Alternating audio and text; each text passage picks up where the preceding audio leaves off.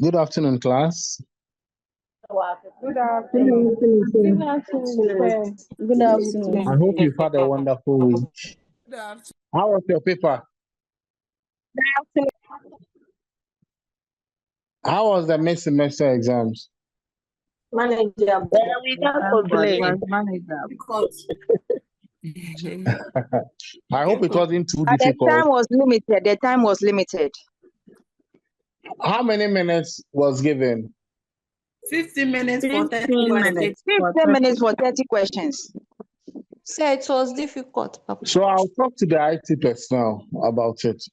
Because the original time frame was supposed to be 30 minutes. He changed it without informing me. So I'll talk to him so that the main exams, he doesn't do things his way. Okay? So the main, okay? It was difficult. Yes, sir. Yes, sir. Was it difficult? Some of us couldn't finish because of the time. The time What was did you difficult. finish? I couldn't even attempt it. Please do something for us. Some too because of we didn't know, so And some we didn't also finish because of the limited time. 50 minutes. But you did more than half of the total questions. oh yes. Means I did 20, But only 20 those questions. who The couldn't time was up. attempt, So it's who part couldn't of it. attend the paper overall, you should send your names to me before the end of the day. Yes, sir. Okay, so the class rep, please Yes, compile the list. If they are very significant, if you have significant numbers, we'll open the portal for them to Thank God. write. Okay, All right, sir. we'll give them a chance to write. But next time, inform me early. The other classes, they informed me quite early, so we gave them an opportunity to retake the paper. Anyway, so next time the class reps inform me earlier. You inform me after, I think it was within 48 hours, but next time inform me much earlier, okay? Yes, sir. Yes, sir. But overall, the questions were manageable, right? Yes, sir. So you want the main exams to take this form? Do you want the main exam to take this form? Yes, sir. Yes, sir. Yes, sir.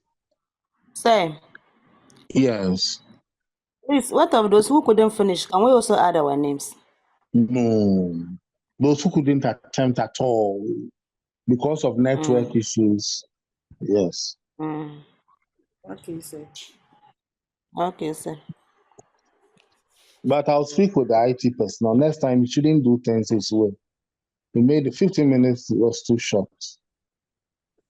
If you had informed me at least 20, 25 minutes, should be okay.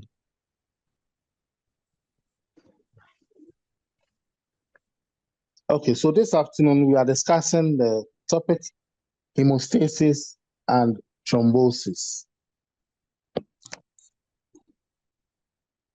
So hemostasis. So it's defined as the process by which blood clot forms at the site of vascular injury. Okay. Now, so it's looking at the process by which a blood clot forms when there's what? Vascular injury. And before this happens, you need what? The platelets. You need clotting factors. And you need endothelium. We said endothelium is the lining of the blood vessel. Okay. At the site of the injury. So you need the platelets, the clotting factors, and endothelium.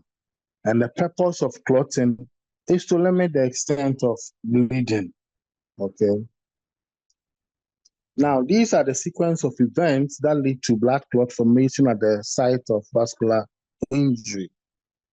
So we have transient arteriolar vasoconstriction. Then there's primary hemostasis that involves the platelet plug. Then the secondary hemostasis that involves the formation of fibrin. And then clot stabilization and resorption. So we'll go through them one after the other. So the first sequence of events is what? Arteriolar vasoconstriction. So under the influence of neurogenic mechanism and endothelin, which is a potent vasoconstrictor, okay, there's what? Arteriolar vasoconstriction. And the purpose is to narrow the blood vessels, reduce the blood flow, and to limit what? Bleeding. Please, those talking at the background, be muted.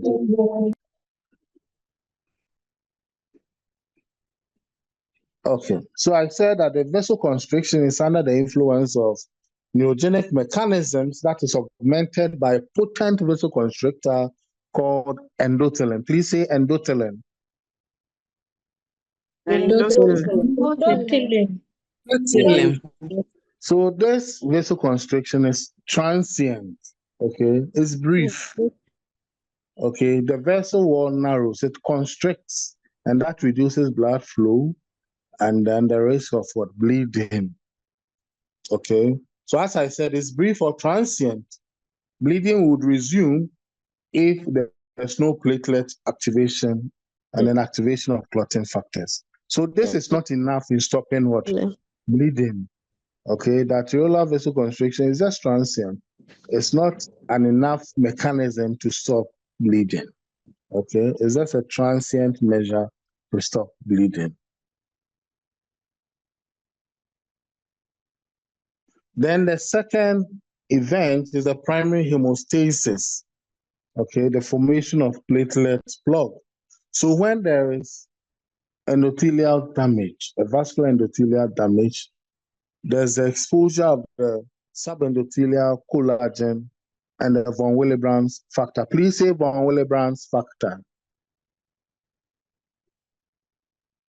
Von Willebrand's factor.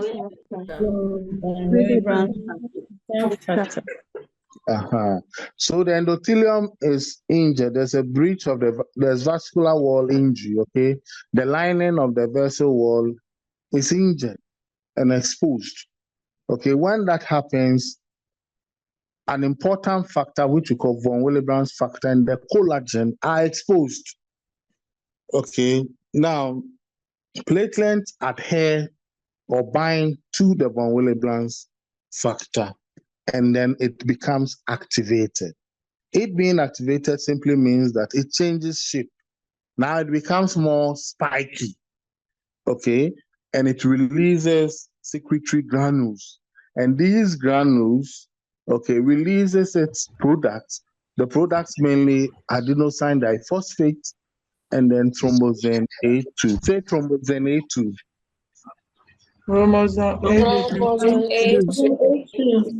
Yes. So ADP and thromboxane A2 are released by these secretory granules, and that further causes more platelet activation and what? Aggregation. Okay, the thromboxane A2 is also a potent vasoconstrictor.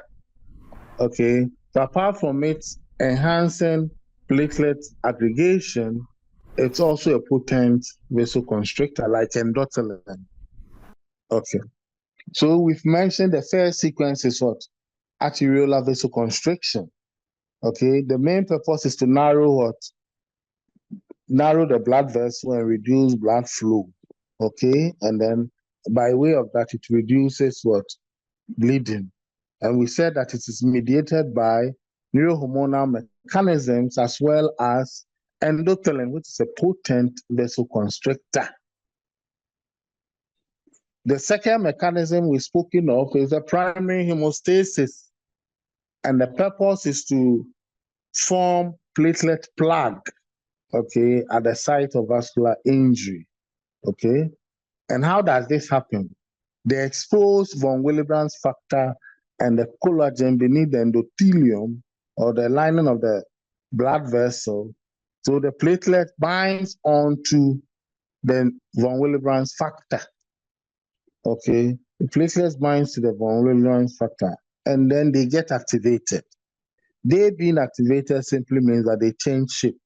They become more spiky and then they release secretory granules. And we said that these granules secrete ADP, which is adenosine diphosphate, and thromboxane A2. And both adenosine diphosphate and thromboxane A2 further enhances more platelet aggregation at the site of vascular injury, okay, forming a platelet plug. And we said that the thromboxane A2, apart from platelet aggregation, is also a potent vasoconstrictor. Do we understand up to this point?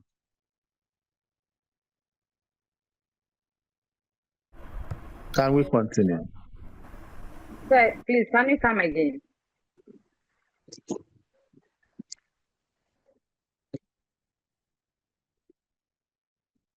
Okay, so let me use this diagram to explain.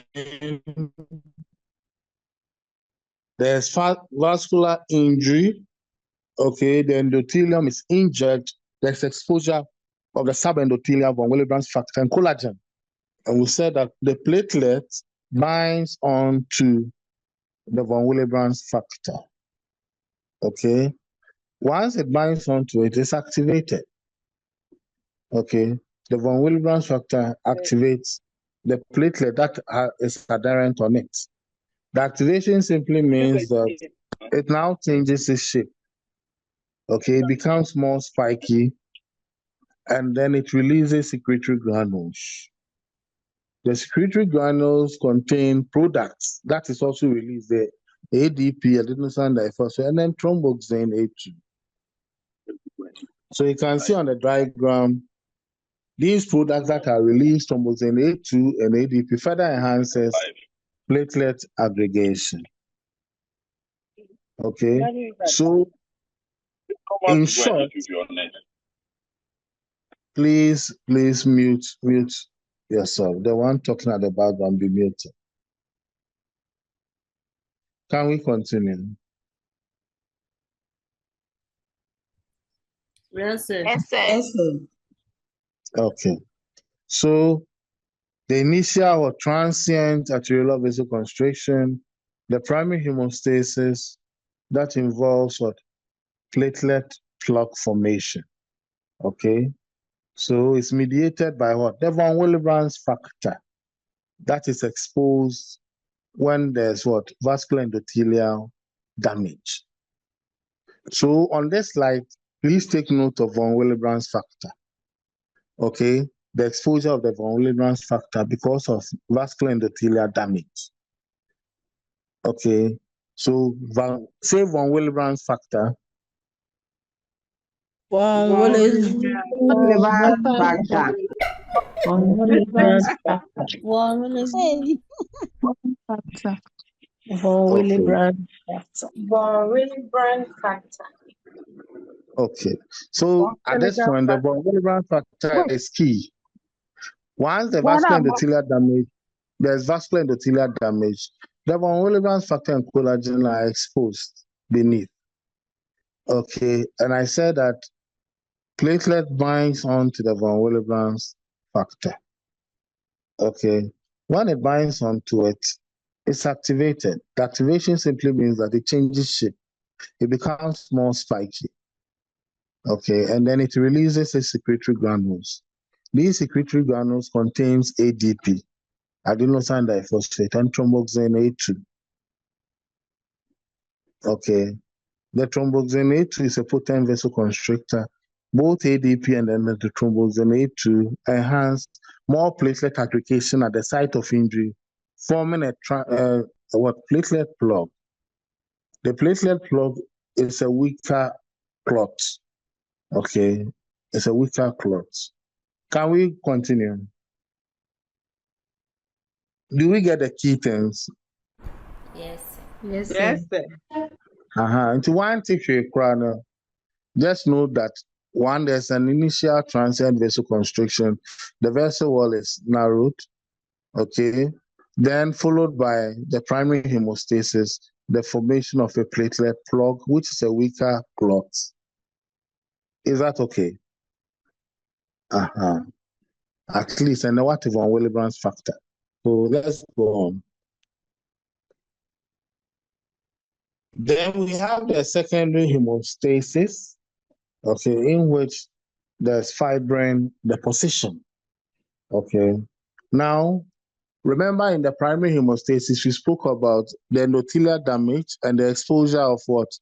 The von Willebrand's factor and collagen. Okay, in the secondary hemostasis, in which fibrin strands or fibrin is formed, okay, when there's endothelial damage, there's what exposure of the tissue factor, okay, at the site of the injury. Now, the tissue factor, it binds and activates factor 7, okay, and then this leads to a coagulation cascade, okay, a series of reactions that leads to the formation of thrombus, okay. Now, thrombus, the function of thrombus is that it cleaves fibrinogen into an insoluble fibrin, okay, creating a fibrin meshwork, okay. So, you see, the key things are what I'm mentioning. It's more complex, but you have to understand the key events. Primary hemostasis, I spoke of the von Willebrand's factor binding onto the platelet, activating it, the platelet changing shape, becoming more spiky, releasing the secretory granules that contains ADP and then chromoxylate 2. Then the secondary hemostasis, okay, the main aim is the formation of fibrin. I started from the tissue factor that is exposed at the site of vascular endothelial damage, okay? And this tissue factor activates factor 7. The factor 7 is effective in the extrinsic pathway of the coagulation cascade, okay? So where factor 7 is activated, it sets in motion a series of reactions, okay, that ends in thrombin formation. Now, what is the importance of thrombin? So remember, we've mentioned tissue factor. We've mentioned factor 7. Okay, the tissue factor activating factor 7. Okay, then this factor 7 further activates a series of cascade of reactions, which will end up in the formation of thrombus. Okay, now look at the function of the thrombus that is generated. The thrombin that is generated. So the function of thrombin is to convert fibrinogen to fibrin. Okay, the fibrin is more insoluble, and there's the creation of a fibrin meshwork. Okay, fibrin meshwork. So the whole thing about tissue factor and factor 7 is to form fibrin. Okay, no, so tissue factor activates factor 7, then thrombin is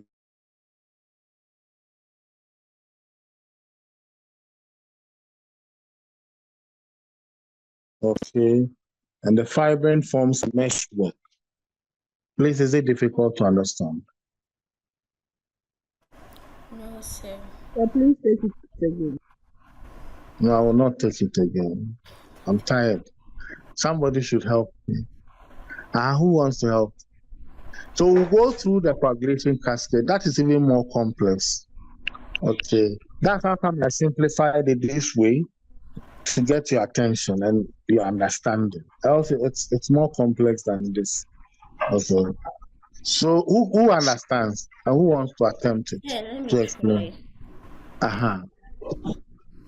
So you said that when there is a tissue damage, there will be release of tissue factor, which is the factor 3, and then the factor 3 will activate factor 7, and factor 7 will come, they will come and meet at a common pathway, and then So you are explaining it more into detail in terms of the coagulation cascade. I want you to keep it simple.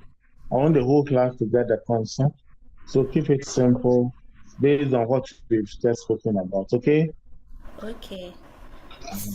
So we know that there is a release of the tissue factor, factor 3, which activates factor 7. Factor 7 will now produce thrombin. Thrombin will now convert fibrinogen into fibrin, and then a fibrin mesh will be formed. Yes, sir. So this is the simplified version, isn't it? Yes, Yeah. sir. So mainly that's the extrinsic pathway.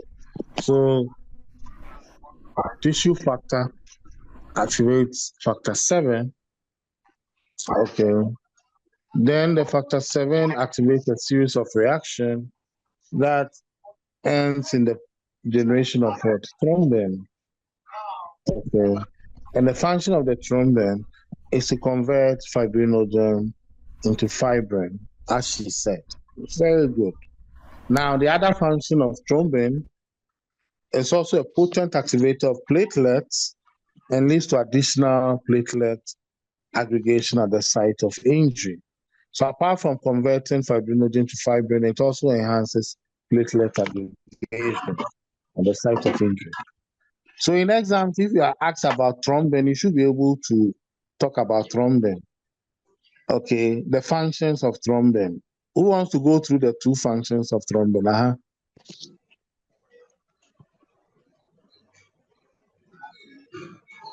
Who's attempting this question? Functions of the thrombin. That is generated. Activating fibrinogen into a fibrin, and then platelets aggregation. Very good.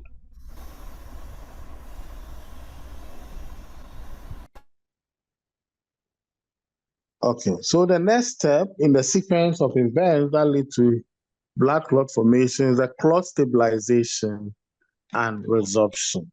Okay, now the polymerized fibrin and the platelet aggregates, they undergo contraction to form. Any question? Amateur done speaking.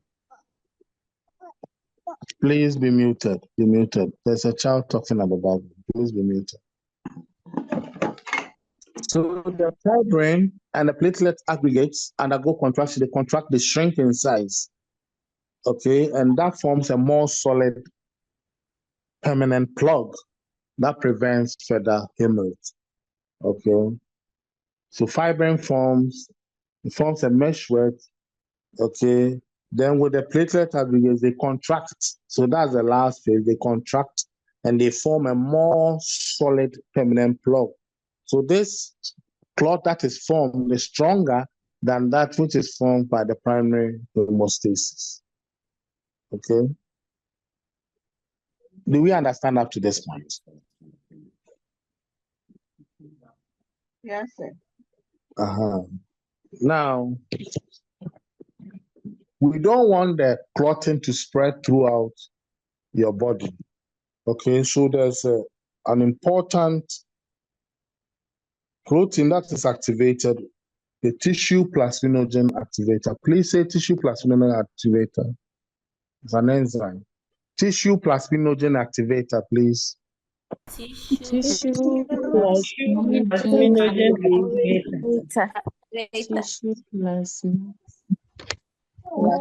So that converts plasminogen to plasmin. Hello? So it converts plasminogen into plasmin. Okay? And the function of plasmin is to break down fibrin. So it breaks down the blood clot. Okay? So tissue plasminogen activator. Clinically, we make use of this. Okay? Example is Altiplast. We use it in managing myocardial infarction. Okay? Pulmonary embolism and so on. So tissue plasminogen activator activates or converts plasminogen into plasmin, and plasmin breaks down blood clots. Process we call fibrinolysis. Okay, so it's fibrinolytic. It breaks down the fibrin. Okay, so that's one way of limiting clotting, okay, to other sites.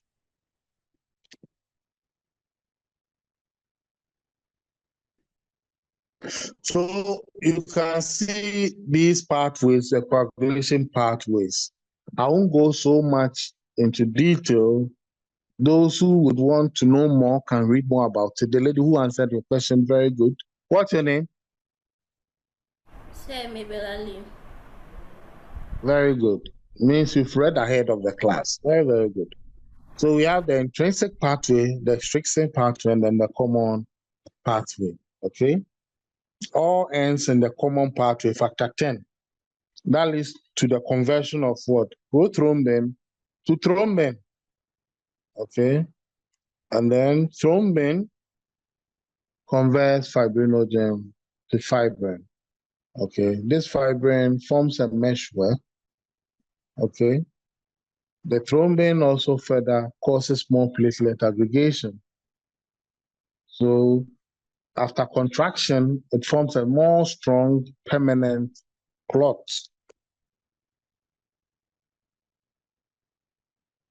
And then we spoke about the tissue plasminogen activator. Okay, what's the function of the tissue plasminogen activator? It converts plasminogen to plasmin. What's the function? It converts plasminogen into plasmin, and it breaks down the fibrin. Yes, fibrin clot. Very good.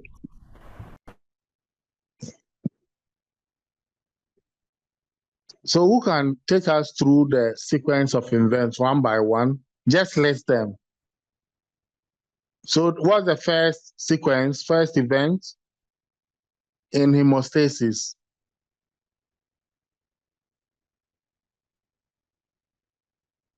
What's the first event?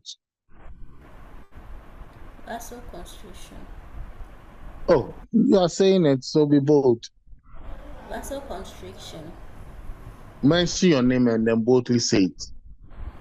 Sir Mabel. Okay, so what's the first event? Transient vasoconstriction. Yes, transient vasoconstriction, isn't it? Yes. Good. What else? Then the second event.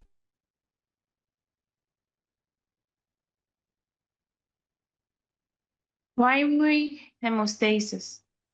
Primary hemostasis, the formation of a platelet plug. How does this happen?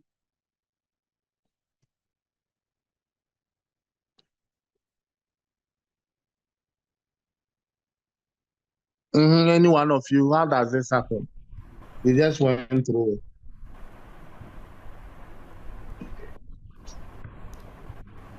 Sir, should I say it again?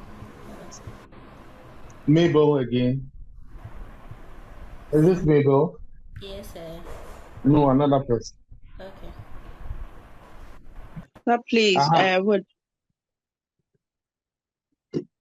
with the vasoconstriction and the primary hemostasis, you said the factor 3. You said the factor 3 activate factor 7, and then the factor 7 will also. We are talking about the primary hemostasis, not the secondary. Primary hemostasis.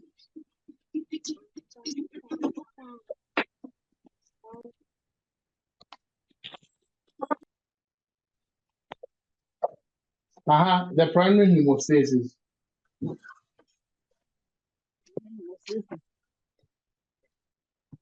Hey, nobody.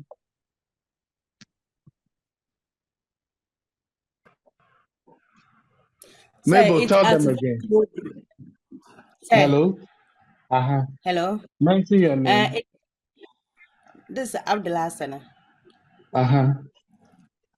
It activates thrombin, and the thrombin also will produce fibrinogen, and then fibrinogen will convert to fibrin. Another person. Sir, we said. Who's talking? So you mention your name. Let's know you. So please, this is Believe. Believe, let's hear you. So you said the primary hemostasis is the formation of the platelet clot, where Van Willebrand's factor is released, and then it changes its shape, becoming more spiky.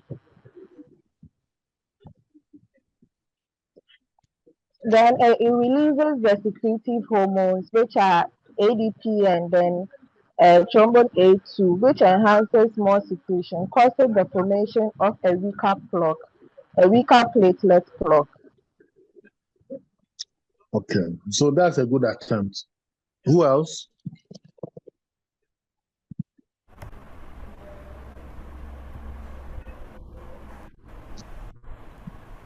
Who else, please?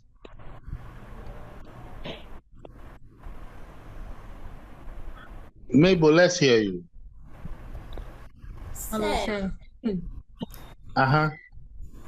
You said the primary, there will be a platelet. Is this Mabel? Yes, sir. So listen to Mabel. There will be a All of platelet. you pay attention. Pay attention. Clot formation whereby the Van Willebrand factor will be released in addition with collagen, which binds with the clotting factors. So I think that's what I can remember.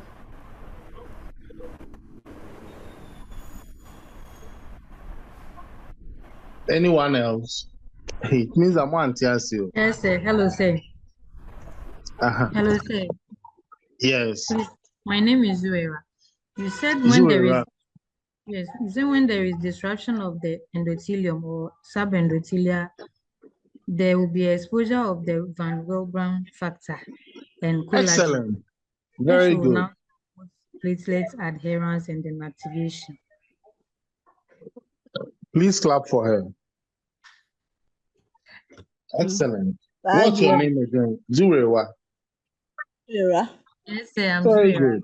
So it means that you were the one listening. You paid very rapt attention. You did well. Very, very good. Please, can she repeat it again for us? Even if you repeat it 10 times, you don't want to understand it. I've repeated it more than necessary. You have not been paying attention, so you won't understand. You've made up your mind, you don't want to understand. Oh, so I was getting what Zura was saying. Please, you should take her time. Zura, tell them again. Okay, sir, please. I said when there is disruption in the endothelium or the subendothelia, it will expose the Van Willebrand factor and the collagen. Did you hear her? The Van Willebrand factor and the collagen are exposed due to vascular endothelial damage. And then this will promote platelets adherence and activation. Very good. So the Van Willebrand factor binds onto the platelet, isn't it? Causing it to be activated. By it being activated simply means that it changes shape, it becomes more spiky. It releases secretory granules. These granules contain ADP and thromboxane A2, which further enhance platelet aggregation. That's all that we've been saying. If you were paying attention and then you had jotted some small summary somewhere, you should be able to have a very good understanding of it. And I even intentionally exposed this diagram so that by just looking at it, you'll be able to say something.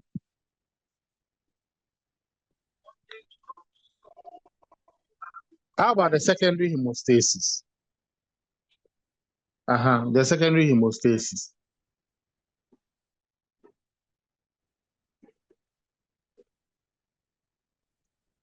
Let's hurry up so that we can continue. The secondary hemostasis. Who wants to attempt it?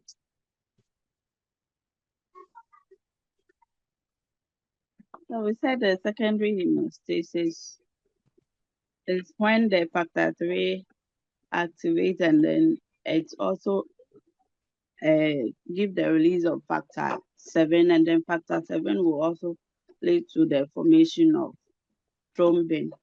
And then the thrombin will convert the fibrin to fibrinogen into fibrin, insoluble fibrin, and then they will form a mesh with a platelet, and then the clot will be formed. Yes. So the thrombin, apart from converting fibrinogen to fibrin, also enhances more platelet aggregation to form more solid clot. I don't know. Very good. About secondary hemostasis.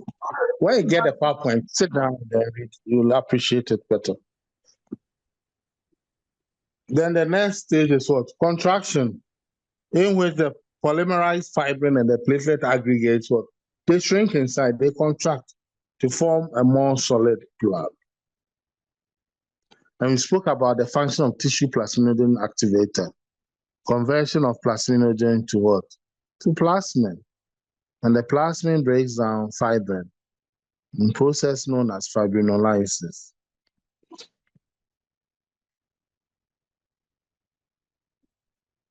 Can we move on? Can we move on? Yes. Yes, sir. Yes, sir. Okay, so we are done with hemostasis. We move on to thrombosis.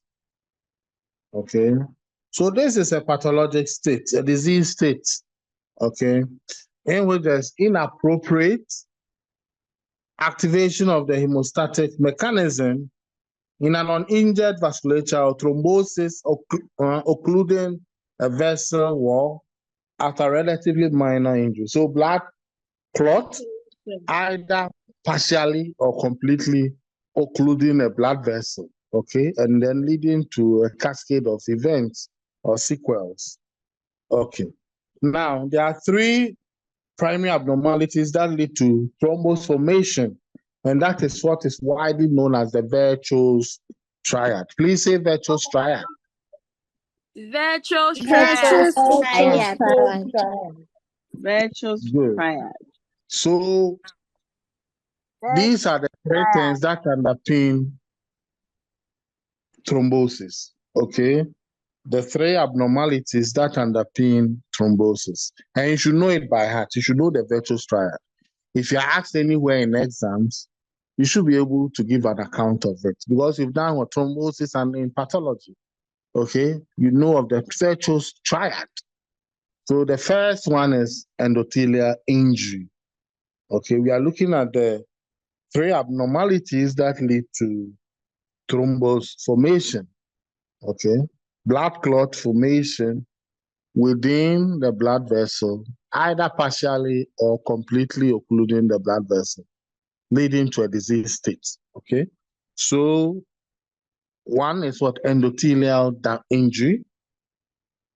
Two, stasis or turbulent blood flow.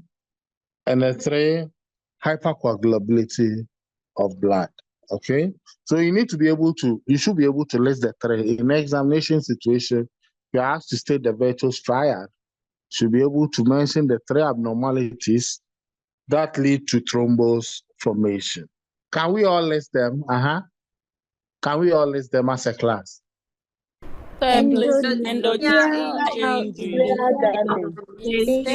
Stasis of turbulent blood flow. Hypercoagulability of the blood. So we'll attempt to explain all three abnormalities.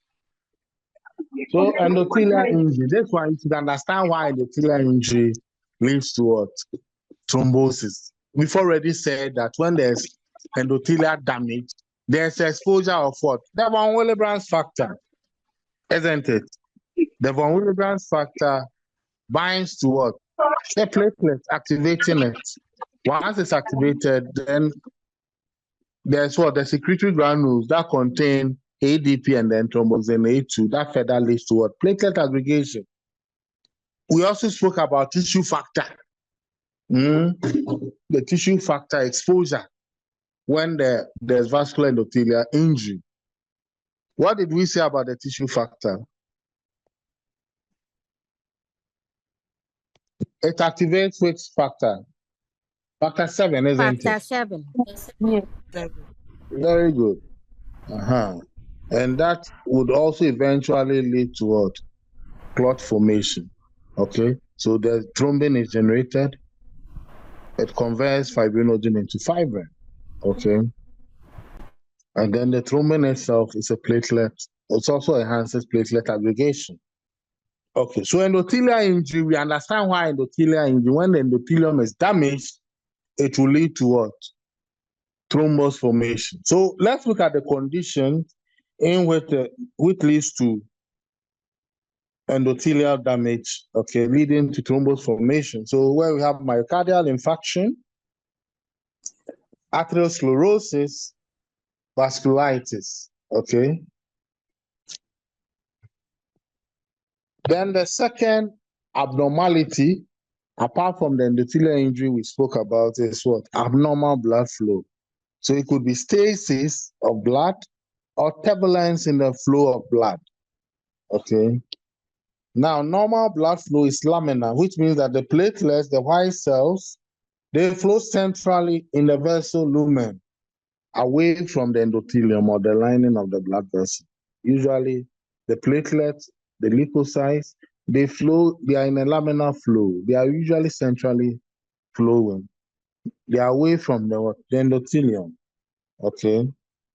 So when there's stasis of blood, it allows platelets and leukocytes to come into contact with the endothelium. And so blood flow becomes sluggish. Where there's turbulence in the flow of the blood, that also leads to endothelial damage. Once the endothelium is damaged, then your risk of thrombus formation is high. We've already explained that. Okay. So let's look at abnormal blood flow. Okay. So we've spoken about endothelial damage. Then abnormal blood flow, we looked at stasis and then turbulence. Okay.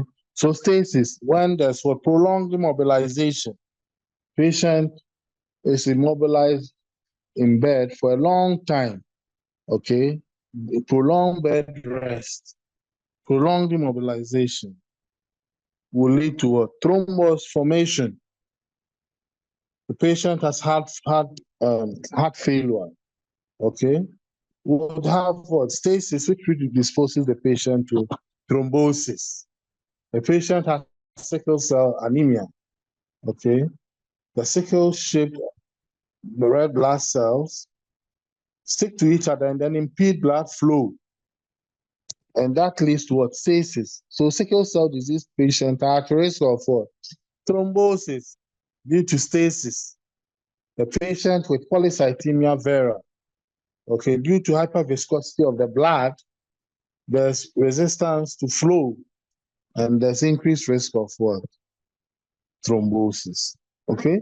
So in all these conditions, there's abnormal blood flow, there's stasis.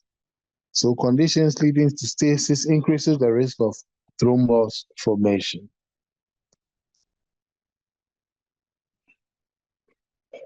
Then the third abnormality is hypercoagulability. So a hypercoagulable state or condition, any condition that increases the tendency of thrombus formation is a hypercoagulable condition. So conditions like pregnancy, advanced cancers, nephrotic syndrome, trauma, burns, these are all considered as hypercoagulable states or conditions. And these conditions increases the tendency of thrombus formation. Okay, so you should know the virtuous triad by heart. The three abnormalities that increases the risk of thrombus formation. Please, can you list them? Can you list them again as a group? The first one is endothelial Injury. endothelial injury. Then the second one Stasis or hypercoagulability of the blood. Hypercoagulability. So I want one person, you mention your name, and then you tell us the three abnormalities that form the virtuous triad. One person. Go through all the three.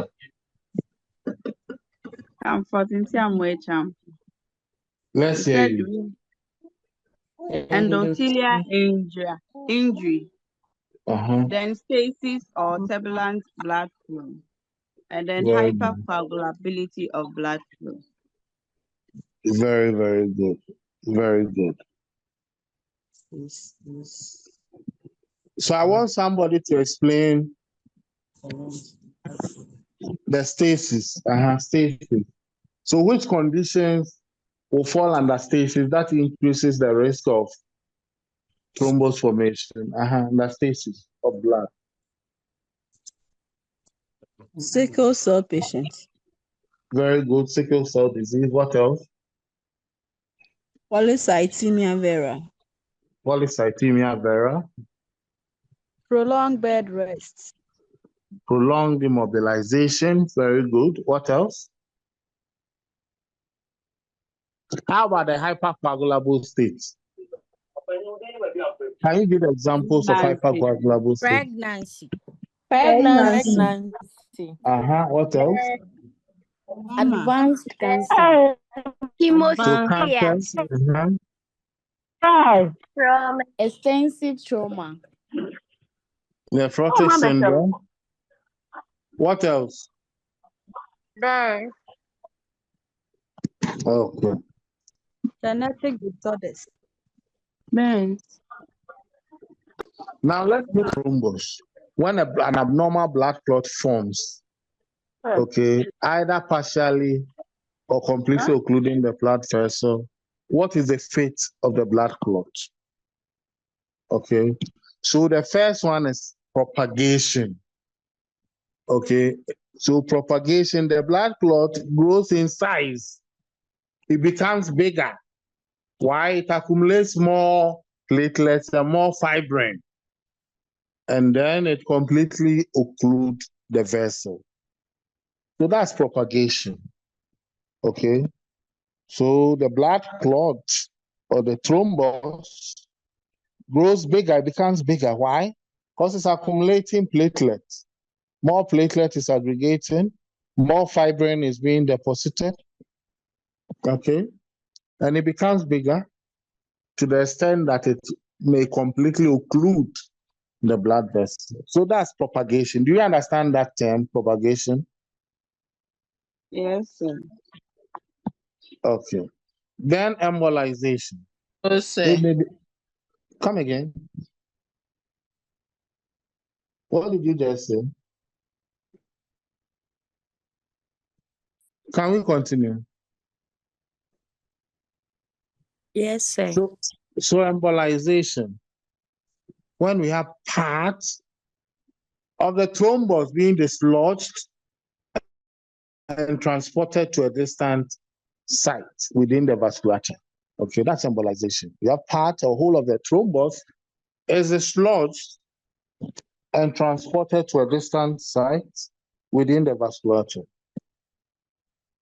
So we've mentioned propagation. The clot increases in size because it's adding more platelet, more fibrin, and then it completely occludes the blood vessel. We've spoken about embolization, where part or whole of the clot is dislodged to somewhere else within the vasculature. Then we have dissolution, okay? Dissolution mediated by what? The tissue plasminogen activator. So there's activation of other fibrinolytic factors, and that leads to dissolution of the blood clot, okay? So dissolution as a fate of the blood clot. So it may be propagated, it grows in size, it may embolize, it's dislodged, okay? Then dissolution under the influence of fibrinolytic factors. Then organization and recanalization. Okay, the blood clot is converted into a fibrous tissue that forms part of the vessel wall.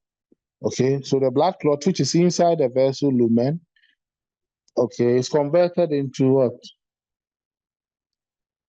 What is it converted into? A fibrous tissue. Good. It means that you were listening. Converted into a fibrous tissue that becomes a part of what? The vessel wall.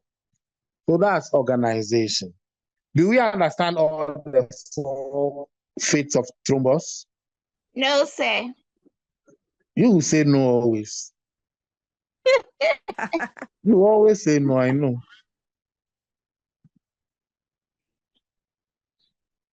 Okay, so somebody to take us through the fate of thrombus, or blood clot, abnormal blood clot.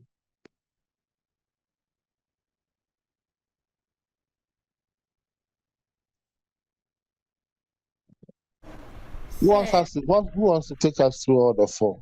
So let me try. Okay, please do. So you said the first point, there will be a propagation where there is more thrombus formation and fibrin, which will block the vessels completely, or it will cause obstruction in the vessels. Then there will be embolization, where part of the clot or the thrombus will get dislodged to somewhere else in the vessel, and after that we'll have dissolution. That is where there will be fibrinolysis, the breaking down of the clots. Then the last one is the organization. The organization I don't really understand, so if you can take that part. Okay, who else?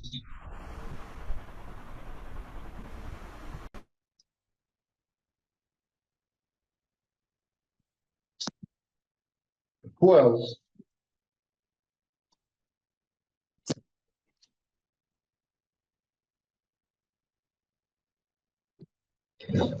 So in organization, okay, the clot is converted into what?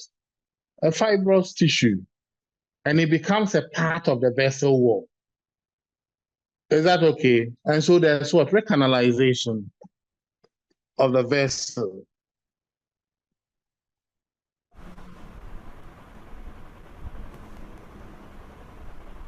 Is that okay? So these are the four fates of a thrombus. Now let's move on to embolism. Sir, please, can I please ask a question? Do. Sir, please, with the organization, if the clot is converted into fibrous tissue, won't the lumen of the blood vessel reduce in size? Like, since it has become part of the vessel, won't it still cause obstruction or occlusion? So there's a more detailed explanation, okay? This is just an explanation for you to understand what is happening. We are just looking at the fate. What happens when a blood clot forms? What's the fate of the blood clot? And we've mentioned four of the fates. Do you understand? So we've mentioned what embolization, it may be dislodged, it may dissolve, okay? And then it may be organized or propagated. It forms into a fibrous tissue, becomes a part of it. There's a more detailed version, so I can send it to you if you are interested, so that you read to improve your understanding on that, okay? Okay, sir, thank you. This is usually more detailed, but I want you to appreciate, just have a surface understanding and for you to appreciate it. Okay, most of the concepts we deal with, if you want the in-depth knowledge, it's quite more complex than that, okay? I try to make it as simple as possible for you to be able to assimilate it. Let's move on. Who else? Please, I wanted to know if the dissolution process and then reorganization process, the system goes through it with medication or it's resolved by itself. These are intrinsic things that happen in the body. Okay? So the blood clot is just an abnormal blood clot. That's a thrombus. We are looking at the outcome, the sequel. If there's blood clot forms, what happens to the blood clots? That's all that we are looking at. Do you get it? So it may be propagated, it may grow big. We are just looking at the four possibilities. It may grow big, okay, that's propagation. Okay, it may be embolized or dislodged, that's embolism, embolization. Or it may be organized, forming part of the blood vessel wall. Do we understand it? Yes, sir. So an embolism, as we've already said, part or whole of the thrombus may be dislodged from its original site to a more distant site within the vasculature. Okay, it may be solid, liquid, or gas. And okay, so the vast majority of emboli is derived from a dislodged thrombus, and the terminology thromboembolism is used. Less common types of emboli include fat droplets, bubbles of air or nitrogen, atherosclerotic or cholesterol emboli, then emboli of what, a tumor fragment or bits of bone. Okay. Now, as we've already mentioned, an emboli may partially or completely occlude the vascular wall. And when that happens, it may lead to ischemic necrosis of the distal tissue or even infarction. So let's look at the types of embolism. Pulmonary embolism, okay? It is life-threatening medical condition in which there's occlusion of the pulmonary arterial tree by thromboemboli. Its incidence is 2 to 4 per 1,000 hospitalized patients. Then take note of this. In more than 95% of cases, pulmonary embolism originates from deep vein thrombosis of the leg. Okay, so in more than 95% of cases, pulmonary embolism originates from deep vein thrombosis of the leg.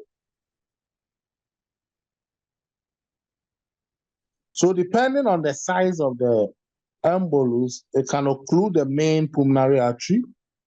It may straddle the pulmonary artery bifurcation, causing a saddle embolus, or pass out into the smaller branching arteries. Now, a patient who has had one pulmonary embolism is at risk or is at high risk of another embolic episode.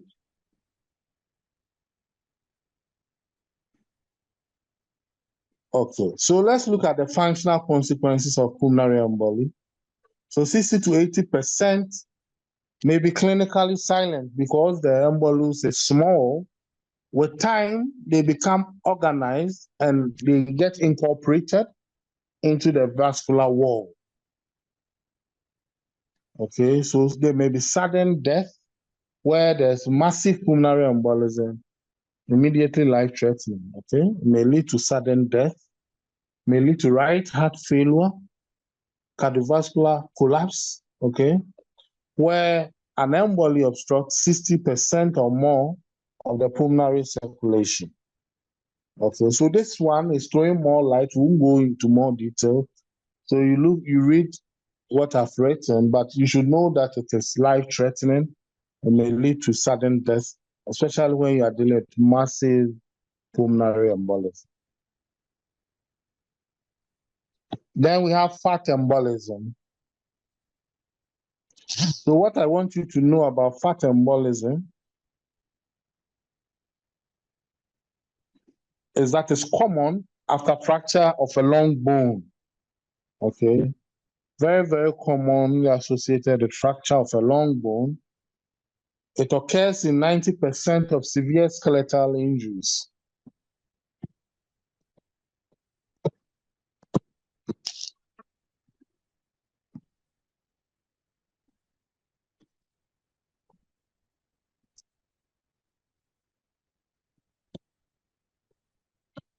Then air embolism. So fat embolism, as I've already mentioned, okay, you take note that it occurs associated with what? Fracture of long bones. 90% of cases are associated with severe skeletal injuries. Then we have air embolism, in which we have gas bubble within the circulation, obstructing vascular flow and causing ischemia. The air enters the circulation as a consequence of, so we are looking at the causes of air embolism.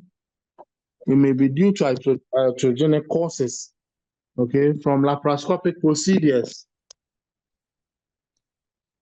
or due to trauma as a result of chest wall injuries. So where we have more than 100 mils, okay, so generally more than 100 cc are required to have a clinical effect in the pulmonary circulation.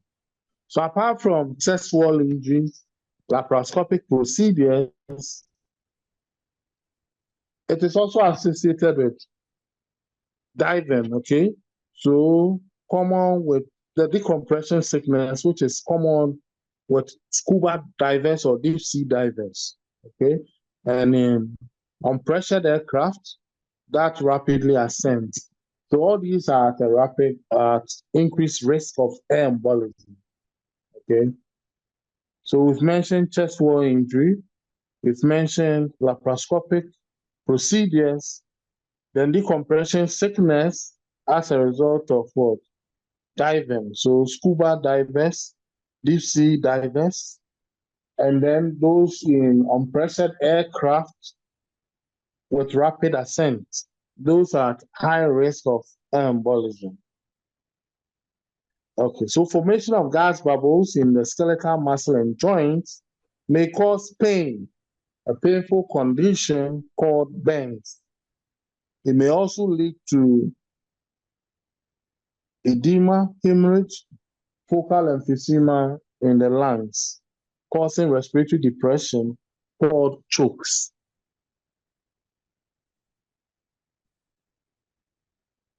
Then lastly, amniotic fluid embolism. This one should be important to you as midwives. Okay? It's the fifth most common cause of maternal mortality worldwide. In the United States, it accounts for 10% of maternal deaths and results in permanent neurologic deficit in as many as 85% of survivors. Okay? Usually there's sudden severe dyspnea, cyanosis, and shock, followed by neurologic impairment ranging from headache to seizures and coma. So let's look at the underlying etiology. Okay, there's infusion of amniotic fluid or fetal tissue into the maternal circulation through tears in the placental membrane or rupture of uterine vein.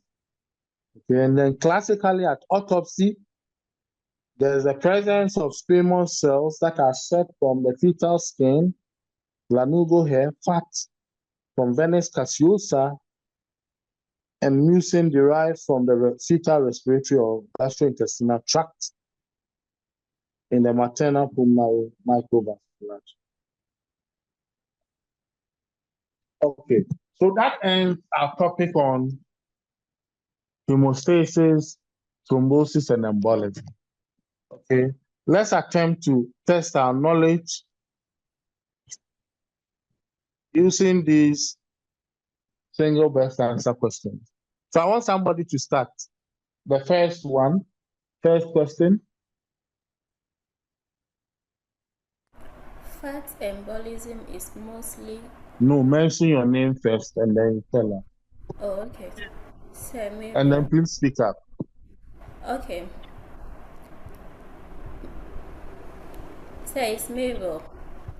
Okay. Fat embolism is most commonly associated with A. Myocardial infarction, B. Long bone fractures, C. Pregnancy. Please speak up. D. Deep vein thrombosis.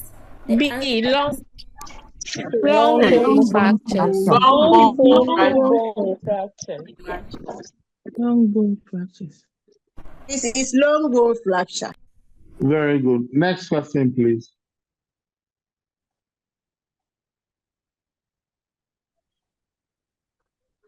Who is taking this question, please? Please say patience. Okay. Which of the following is the most common type of embolism? A. Air embolism. B. Fat embolism. C. Pulmonary embolism. And D. Amniotic fluid embolism. And the answer is pulmonary embolism. The answer is C, pulmonary embolism. Yes, pulmonary embolism. Good. Next question. Mention your name and answer the question. Comfort. The primary role of thrombin in hemostasis is A. Activate tissue plasminogen activator. B. Inhibit platelet aggregation. C. Convert fibrinogen to fibrin. D. Convert plasminogen to plasmin. The answer is C. Convert fibrinogen to fibrin. Very good. Fibrinogen. Next question.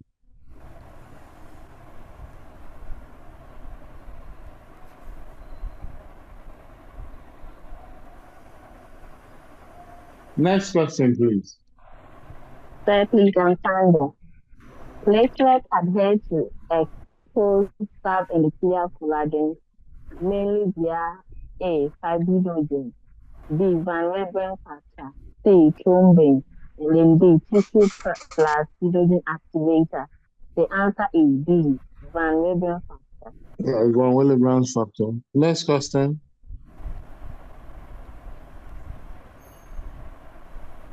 Please, I'm Eunice. Okay.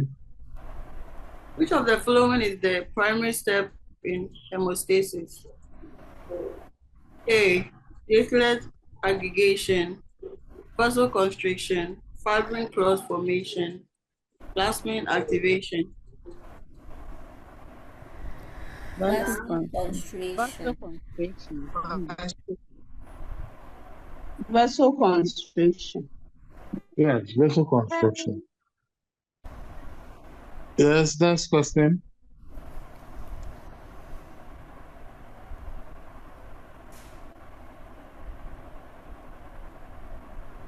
Grace. Okay, Grace, let's hear you.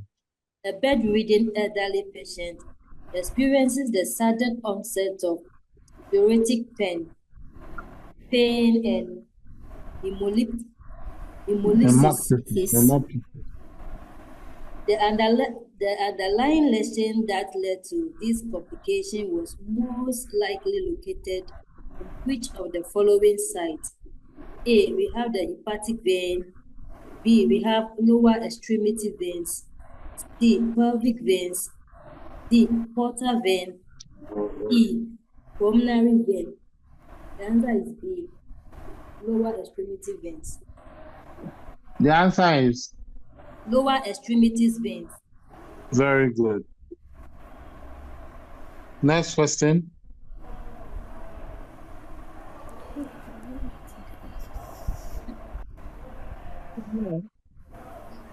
Let's not waste time. Let's hurry on. So, a 23-year-old man undergoes surgery for fractures of the pelvic and the left femur resulting from a high-speed motor vehicle accident. The following day, he developed dyspnea, speech difficulties, and a petechial skin rash. Which of the following types of embolism is the likely cause of these findings? A, we have air. B, we have amniotic fluid. C, we have fat. D, we have the paradoxical. E, we have thrombotic. The answer is fat. The answer is fat. Fat embolism associated with fracture of long bone. Okay. Next question.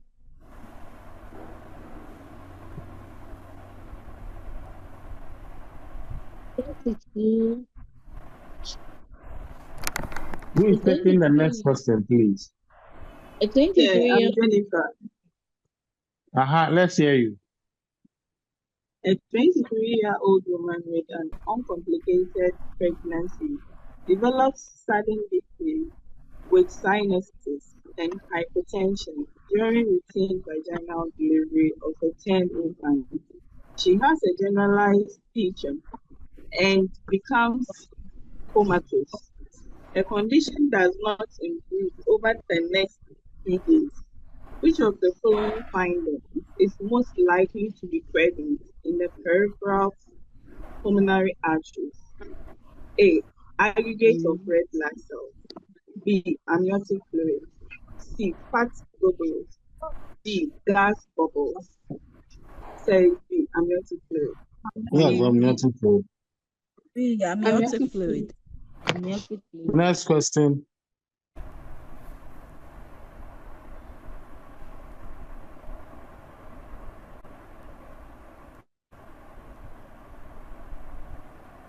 One-year-old woman sustains multiple injuries, including Go on. fractures.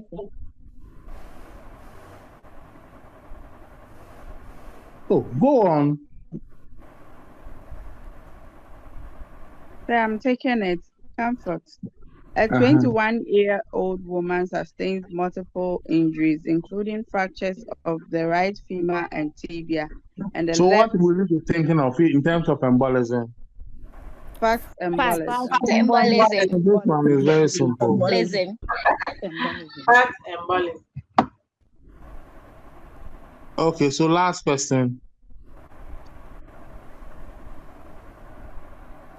While shaving one morning, a 23-year-old man nicks his lip with a razor. Seconds after the injury, the bleeding stops. Which of the following mechanism is most likely to reduce blood loss from the small dermal artery? A. Protein C activation. B. Vasoconstriction. C. Platelet aggregation. And D. Fibrin polymerization. Vasoconstriction. Very good. Vasoconstriction. So we'll call it a day, and I expect that you go through the notes and then the single best answer questions. Okay. Would you like a case scenario in your exams? No. Yes, sir. No, sir. No, sir. Please OBJ only. No, Sir. OBJ only. OBJ only. OBJ, pure. Please, OBJ only. OBJ. Now this is the case scenario. It's OBJ. But it should be a short one, please. OBJ. OBJ wants the scenario, but it should be soft like this. OBJ only. No, OBJ. Sir, please, OBJ. You don't like scenarios like this. Chase scenarios like We don't want long scenario. We don't want scenario. Objectives only. Sir, we want short scenario. But easy, sir. Hey. What a simple scenario. Please, class, it's okay. Let him go ahead. Maybe he's still having further announcement to make. We are just making noise, eh? Sir, please, I have a question when you are done.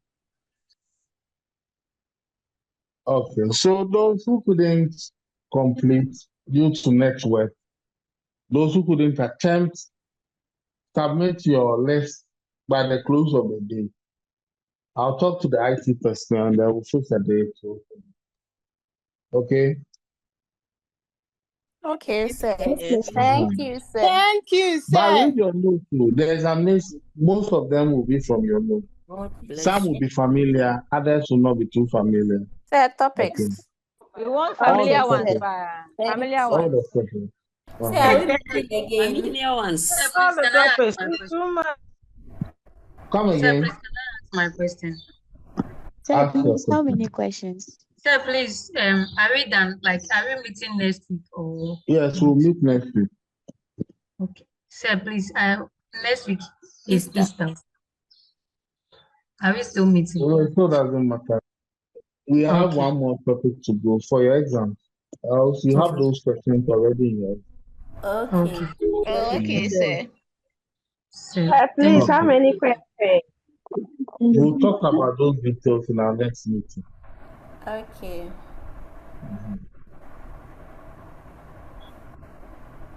Someone said he has a question. Yes, sir, that's it. That's the question I asked about. We meeting next week, and you said yes. Okay. So we'll call it a day. I wish you all the best. Have a nice day too. Thank you, And I hope sir. you will not God disgrace bless us you. during the exam. You'll give a good account of yourself. Have a nice We will day. do our best. We will do our best. We do our I best. hope so. Yes, sir. We will make you happy. Familiar ones. Bye. We'll do our best. They also help us out. We'll make you proud.